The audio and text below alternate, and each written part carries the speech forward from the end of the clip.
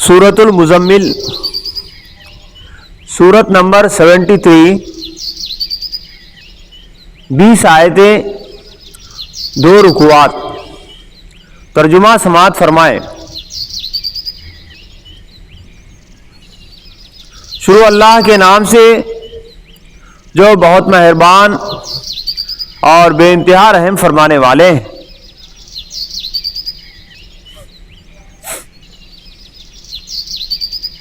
اے اوڑھ لپیٹ کر سونے والے، رات کو نماز میں کھڑے رہا کرو، مگر کم، آدھی رات یا اس سے کچھ کم کر لو یا اس سے کچھ زیادہ بڑھا دو، اور قرآن کو خوب ٹھہر ٹھہر کر پڑھو۔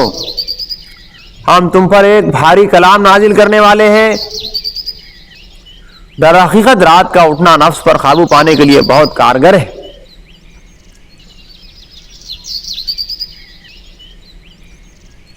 در حقیقت رات کا اٹھنا نفس پر قابو پانے کے لیے بہت کارگر اور قرآن ٹھیک پڑھنے کے لیے زیادہ موزوں ہے۔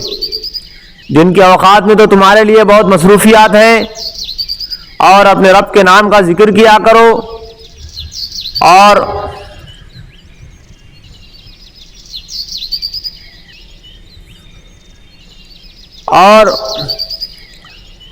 سب سے منقطع ہو کر اسی کے ہو رہو، اور سب سے کٹ کر اسی کے ہو رہو۔ وہ مشرق و مغرب کا مالک ہے، اس کے سوا کوئی خدا نہیں، لہذا اسی کو اپنا وکیل بنا لو، اور جو باتیں لوگ بنا رہے ہیں ان پر صبر کرو، اور شرافت کے ساتھ ان سے الگ ہو جاؤ۔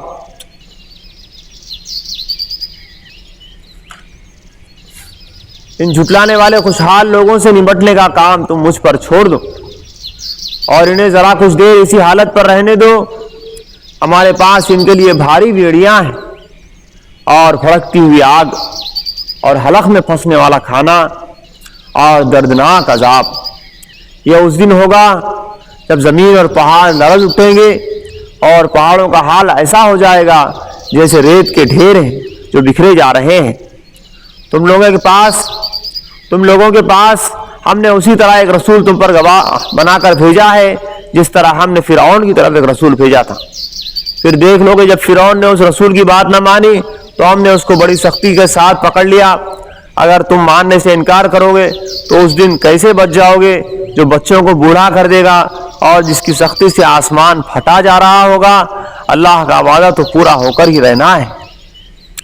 یہ ایک نصیحت ہے، اب جس کا جی چاہے اپنی رب کی طرف جانے کا راستہ اختیار کر لے۔ اے نبی صلی اللہ علیہ وسلم، تمہارا رب جانتا ہے کہ تم کبھی 2/3 رات کے قریب، اور کبھی آدھی رات، اور کبھی 1/3 رات عبادت میں کھڑے رہتے ہو، اور تمہارے ساتھیوں میں سے بھی ایک گروہ یہ عمل کرتا ہے۔ اللہ ہی رات اور دن کے اوقات کا حساب رکھتا ہے، اسے معلوم ہے کہ تم لوگ اوقات کا ٹھیک شمار نہیں کر سکتے، لہذا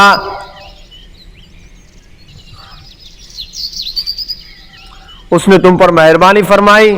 اب جتنا قرآن آسانی سے پڑھ سکتے ہو پڑھ لیا کرو۔ اسے معلوم ہے کہ تم میں کچھ مریض ہوں گے، کچھ دوسرے لوگ اللہ کے فضل کی تلاش میں سفر کرتے ہیں، اور کچھ اور لوگ اللہ کی راہ میں جنگ کرتے ہیں۔